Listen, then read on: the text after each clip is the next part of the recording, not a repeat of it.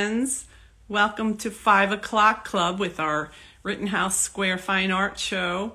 My name is Kerry Sacco. I am the outreach coordinator for the board. I'm a working artist, and I've been on the board for about, maybe like 7 years now. So we've seen a lot of changes in the last couple years as everyone has gone through, but I wanted to let you know about some of our great programs that we offer. We are gearing up for our June show. The dates for that are the 2nd, 3rd, and 4th. We run 11 to 6 on Friday and Saturday and 11 to 5 on Sunday, and we would be thrilled if you could come join us. We would be thrilled if we would have beautiful weather like this. It's a gorgeous day here. I'm in Central PA, sitting in my studio. So today we are planning on interviewing our outreach partner for the June show.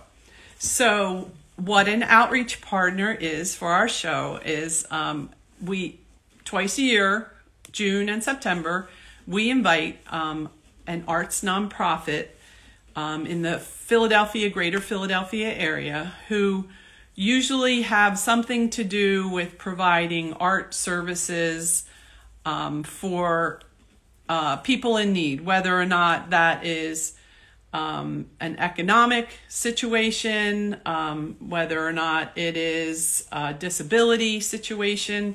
We just have really enjoyed partnering in this way with these other organizations and broadening their audience, sharing it with our audience, and it's been very fulfilling for us.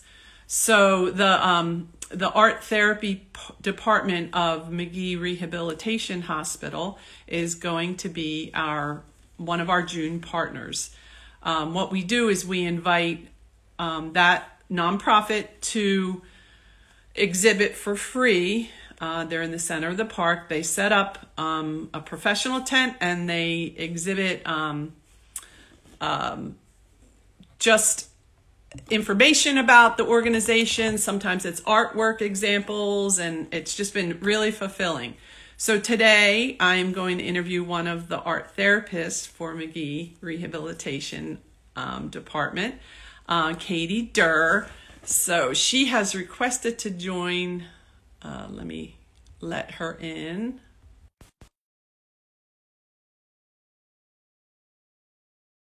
Just kind of waiting till the connections all line up.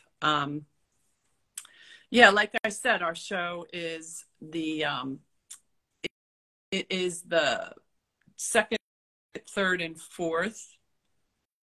Oops, Katie, it said you declined. I'm gonna try to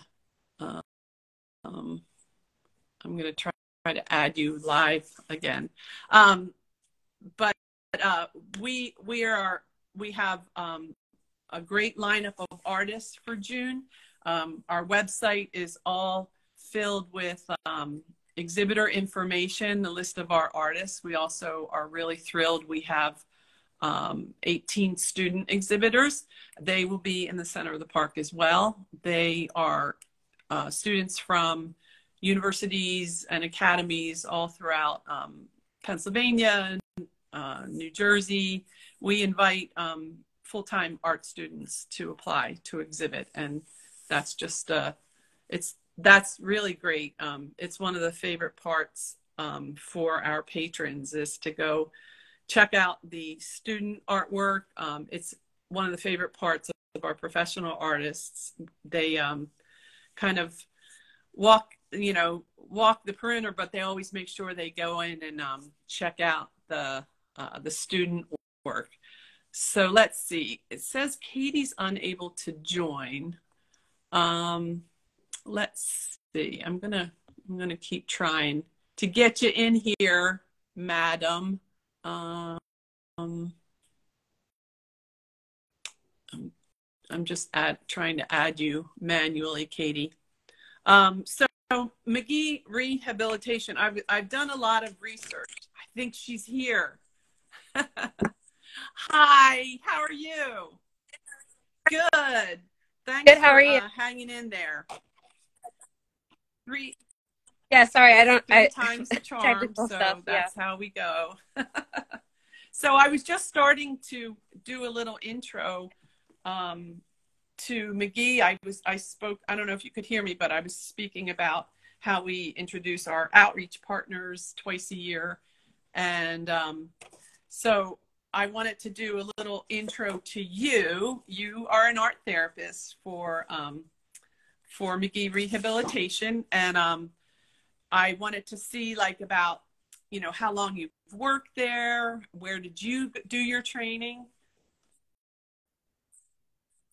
Yeah. So I did my undergrad at Gettysburg College, in Gettysburg, Pennsylvania. And I knew I wanted to be an art therapist since I was like 16. So I made up my own That's major while I great. was there. Um, yeah, it was called, sorry, my allergies are really bad and I keep coughing. So I did it at I made my own major in it was called like therapeutic visual art studies or something, but it was basically just psychology, education, and art. Um, and then I went to grad school at Drexel University for 2 years, and I um, graduated from there in 2016. And then I worked at the Center for Autism for about 3 to 4 years, and then I'm just starting my Oh, fourth year great. at being the outpatient art Well, therapist at what Magee. I was reading about, and it was what you explained about what you had majored in, and people tuning in who might have always expressed an interest in becoming an art therapist. And this might be Magee's approach too. It's a holistic thing. So it works with the good of your patients, and it's not necessarily an art lesson, but it is human development. There's psychological training, and then there's counseling techniques that you use to work with your clients and patients. Yeah. So art therapy is basically Right. the opposite of what people think it is. They think it's going to be like an art class, or that they have to have certain skills to be able to participate. Um, but really, it's about giving our patients an alternative method of expression. And Magee itself, I don't know if you said this, but it's a physical and cognitive rehab hospital. So we're dealing with patients mostly who have brain and spinal cord injuries. And obviously, as you can imagine, our patients go through a lot of trauma. And it's a great alternate tool to be able to allow a nonverbal way of expressing, which if people on here are artists, they probably understand that creating art can be a way to express things that we can't figure out how to say in words all the time. Um, and in general, yes, it is a mental health field that combines art and traditional Yeah. talk Are therapy. there, we Um, had a yeah, question, what skills or qualities are most important for an art therapist? If you were speaking to like someone seeking out that field. yeah. So essentially, you have to have a basic understanding of drawing, painting, and ceramics in terms of like art. Um, you do have to submit a portfolio, but um, it doesn't have to be maybe as something like you would imagine a fine art degree. It's more art therapy is about, we always say, about the process and not the product. So it's the process of the creation of the art, learning how to work with the materials. So you don't have to be like an expert in every art material. You just have to be able to understand how to use them. And then I would say, you know, when you think about what you would want in a Yeah. therapist, so someone who's patient, kind, Yes. understanding. Well, let's Yeah. go back a little bit to Magee in general. So Magee Rehabilitation Hospital is part of the Jefferson Health Network.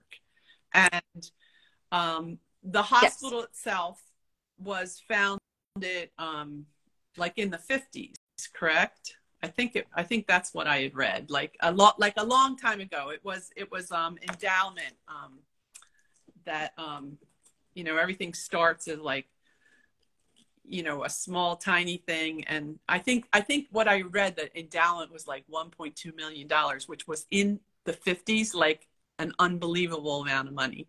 So, but the art therapy Can't imagine. department at Magee has been around, I read 2000. Is that correct?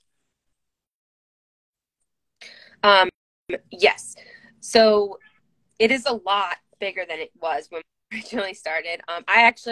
My coworker, Julie Nolan, is the main hospital's art therapist. So I work at the outpatient unit. I work both places, but we have someone stationed mainly, and she's also our creative arts supervisor.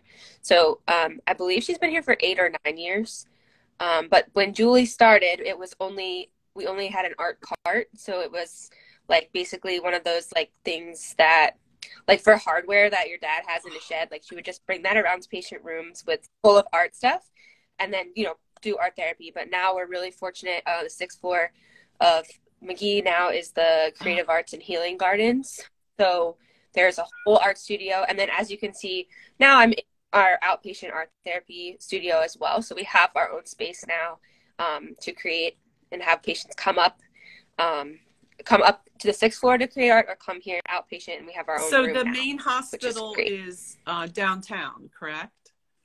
And then you have, where is your outpatient center located? It's in South Philly on Columbus Boulevard. Yeah.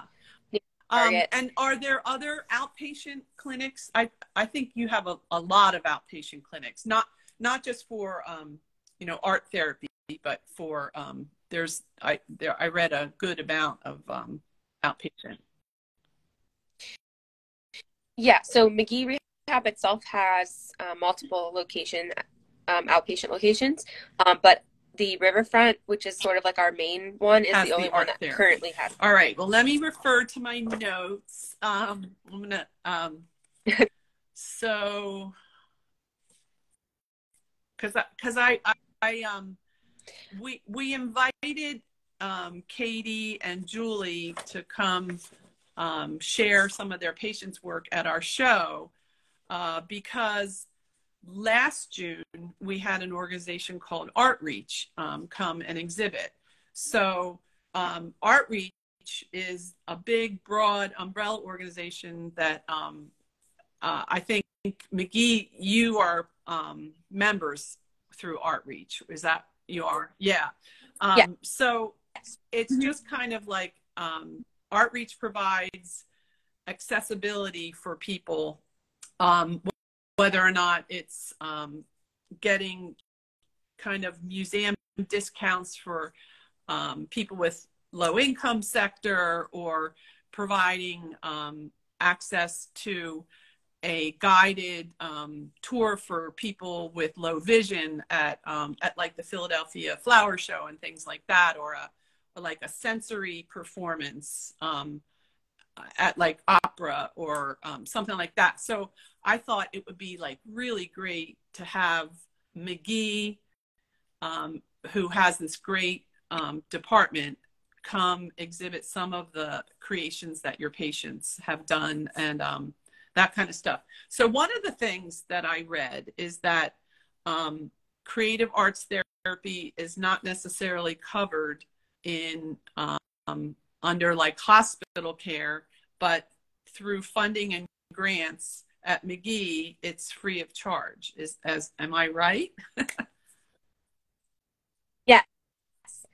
We're really, really fortunate to have a great development team here who supports us, and we are not covered by insurance, but it is completely free for all of our patients, and it is also one of the few therapies that are optional.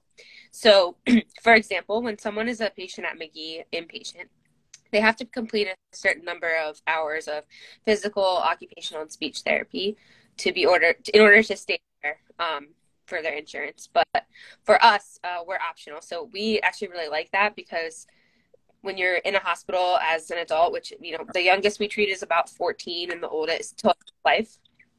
So when you're an adult and you're being told what to do all day, it can be really frustrating.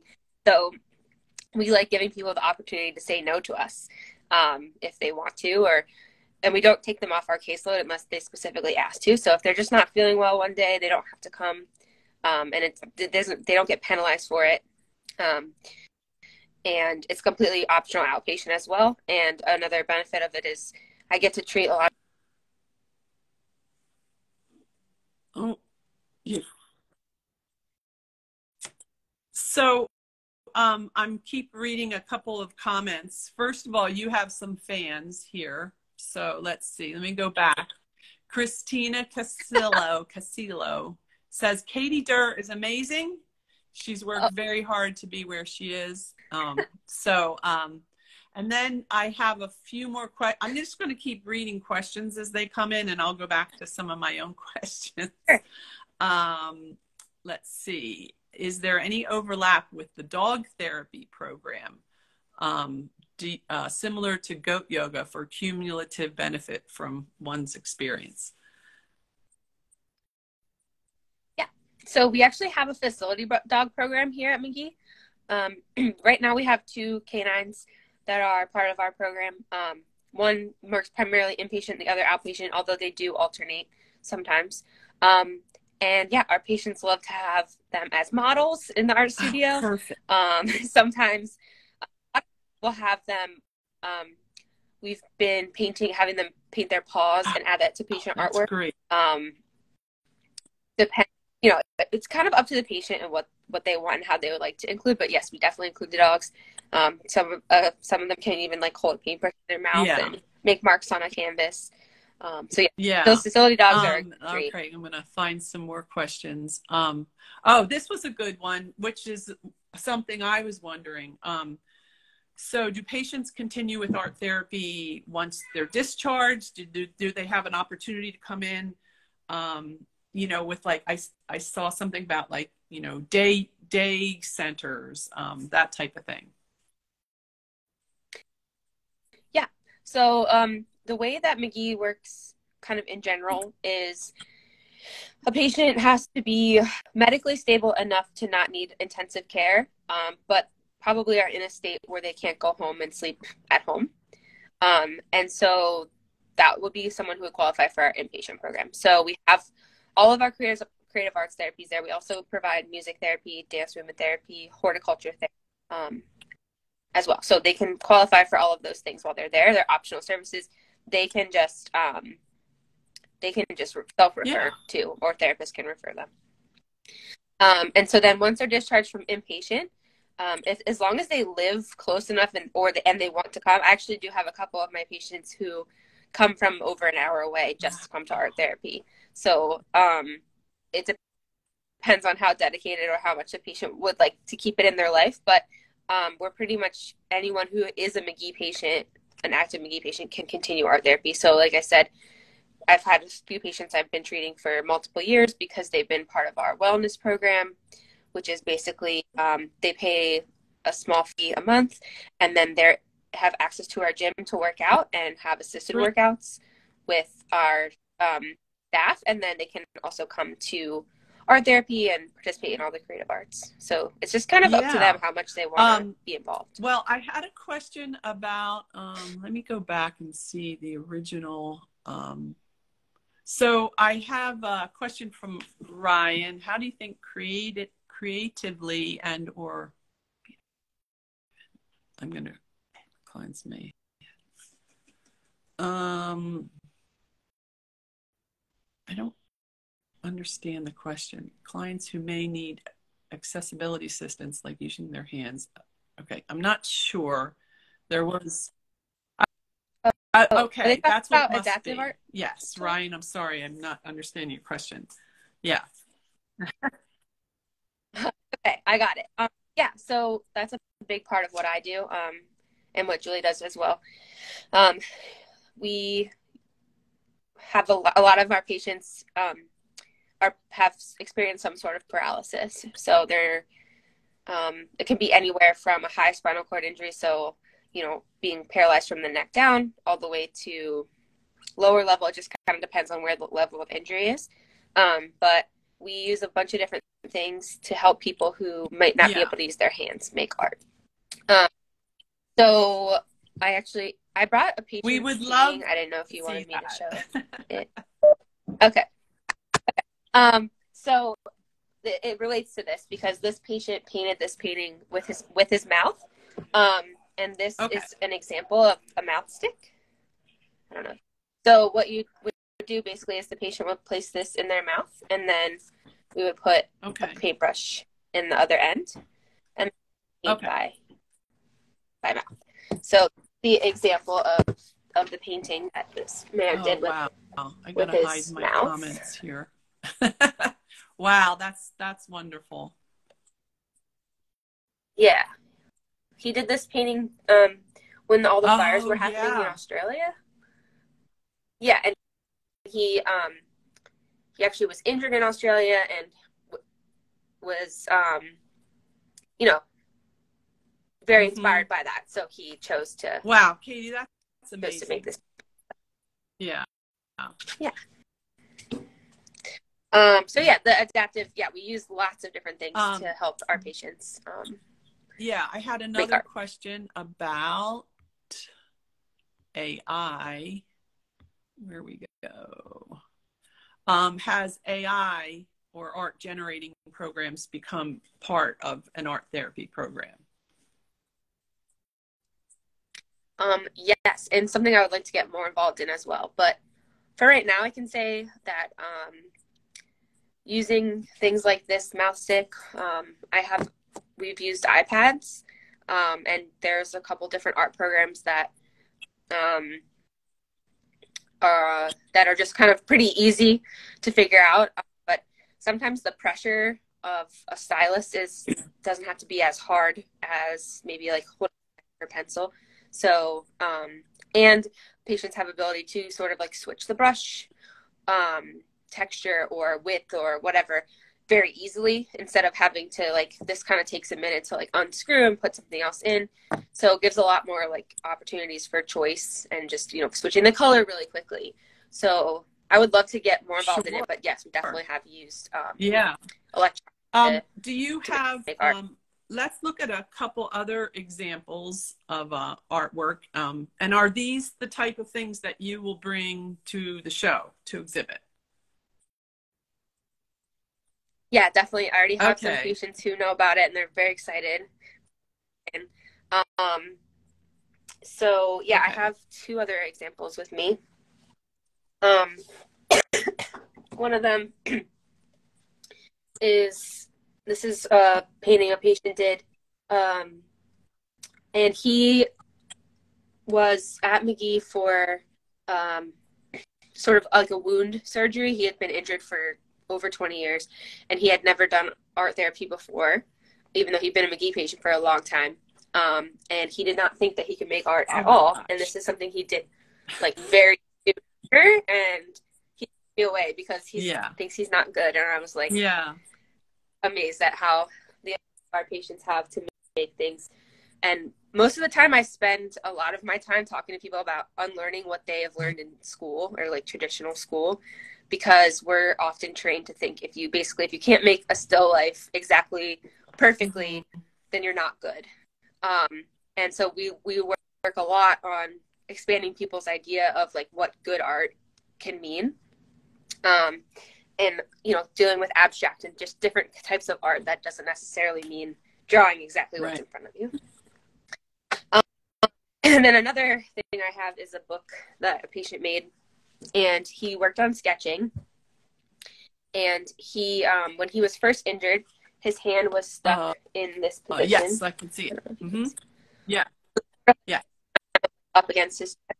And then he drew throughout time every iteration of his hand until it was back to what he considered normal. So I can show you a few of the examples. But oh my gosh. This like brings tears to my eyes. Yeah. And then the last page is he learned how to play the guitar in music therapy. Wow. Yeah. It's pretty special. So very special, and that's the last one. But yeah, it's, you can see how art therapy can be a process-based as well, where you're talking about directly. And that's something that we talk about too a lot in our work. Sometimes it's a whole spectrum. We can be talking directly about what happened to someone, you know, really processing minute by minute. And we also can go all the way to something that's just distracting, getting them through the day. Maybe we're not about it at all. Maybe I never talk about it with them.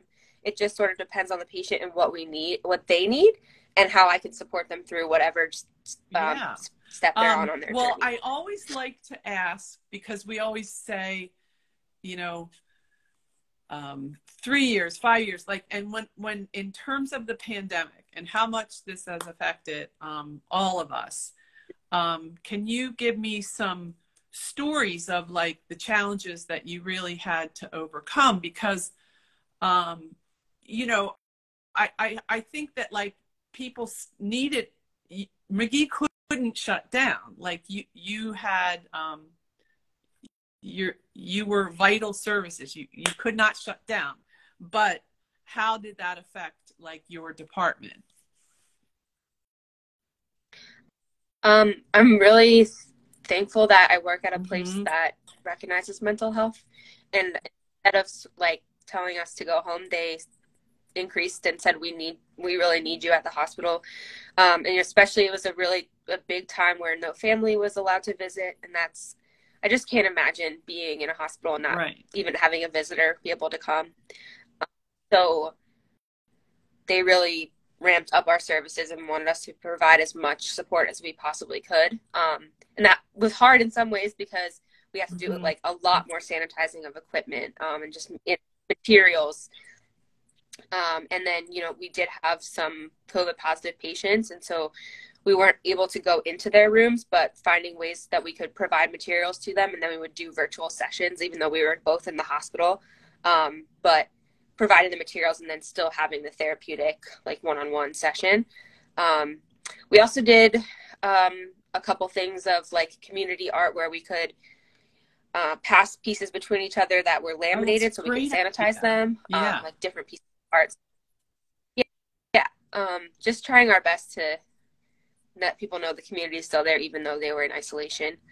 But I didn't think we had to turn anyone away. That's from so vital, because I think when I was interviewing Artreach, when we were first lining them up, they were like, there was, during the shutdown, there was never a more important time for outreach to be there, because they were providing accessibility to people that were totally isolated. They went virtual with everything, and so did like so many other arts organizations. We work with Studio in Caminati has an art program with people from Project Home, and these students weren't able to come to the school, so the school got a grant, and they drove around and dropped off iPads and drawing materials to each one's apartment. And we interviewed some of those students last year or in 2021, and they were like, we don't know what we would have done if we wouldn't have had that type of stuff. So that's what I talk about, challenges of the pandemic, but sometimes overcoming those challenges, I think, are your greatest success stories. Because that was going to be my next question. Is there, like, what were your success stories? But it sounds like you provided therapies for everyone, that no one was turned away. And I think that's huge. That's really huge. We try, but I don't think that there's been a reason that we won't treat someone unless they tell us directly that they do not want it, which is fair. And we don't take it personally. But yeah, I couldn't even begin to think of like just one success story, because so many of my patients like just have stuck with me and will for the rest of my life. Have you done other exhibition opportunities for your clients? Not with like other partners like what we're doing with you. We do have an annual art show called Art Heals, and play all of as much patient artwork as we can. But we may have, and I should have asked you Well, for that before, is but the not Art to my Heals knowledge. exhibit, is that in the fall? And Yes, is it in the typically in the fall. Yeah. in the main hospital halls, or where does that take place? The past year, and I think the same for this year, it's been at the Steelworkers Oh, okay. Convention Hall, down in, like right Yeah. by actually where the outpatient Magee is. I could provide you with more Sure. information Well, once I know the we exact love to date. share stuff We like haven't that. said. Yeah, it's really Okay. it's really important. So let me just glance at my notes. Blah. I I think we've covered a lot of things that I had written my questions down for, and you know, thinking about art therapy, like I've known other art therapists, and I've talked to students. Like there's so many careers in the arts, and I think that not like explaining it a little bit further has been really important in this interview, because it's not for everyone, but I think it's a really wonderful career. And it, like you said, with the AI approaches, it's going to continue to be a really important part of treating just a number of things. Because it's just like, you know, like you said, you know, anxiety, like just to take someone's mind off of what they're going through, you know, depression, and also just kind of retraining your brain if you've had a brain injury, if you've had a stroke or something like that. So it's just so important. And we are so happy that you're going to be exhibiting with us. And we hope everyone tuning in to this and the live and our recording to come visit. So Magee will be in the center of the park. That's where our students are exhibiting. That's where our info tent is. So it's June 2nd, 3rd, and 4th. We also have another 5 o'clock club on our Facebook page scheduled for, oh my goodness, I don't have a calendar. It's the 4th Thursday, right before our show in May. Another board member, Kim Smith, is going to do a oil painting demo. But let me cruise through any other questions. And I think you're getting lots of compliments on all the paintings in the background. Even your scissors are pretty. Yeah, actually. Oh my gosh! Look at that. Yeah. So we wow. Yeah, we paint the ceiling tiles too. The patients paint them. Yeah. Yeah. We actually do that because a lot of our patients have to tilt back in their wheelchair to avoid pressure wounds, and so we started it to have them be able to look at something while they're tilting backwards instead of just the blank ceiling. Okay, I have one last question. I see. If you are meeting with a client who is just not thinking they can draw or the slightest bit resistance, what are some of your like techniques to encourage them to participate? Yeah, I get that very, very often. But I would say it has been very rare. It has happened, but very rarely have I had someone try their first session and them just never come back. I start by saying things that I kind of said in the beginning, like, it's not school. I'm not going to grade you. You don't have to have any experience prior to coming up. Most people will say, well, that's good because I can't even draw a stick figure. And then I get that one a lot.